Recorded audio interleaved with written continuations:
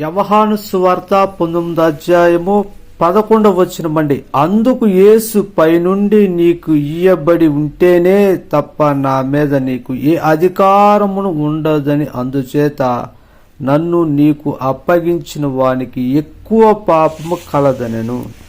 ఈ మాటలు వింటున్న నీవు ఆయన సిలువేసిన సమయంలో ఆనాటిలో ఉన్న ప్రజలు కూడా ఆ మాటలు అన్నారండి.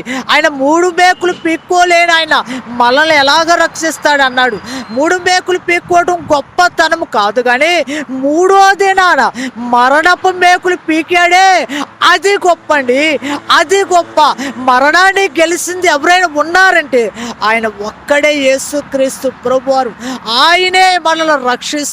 ఆ మరణము నుండి కూడా ఆయన రక్షించగల సమర్థుడు, సజీవుడు అండి.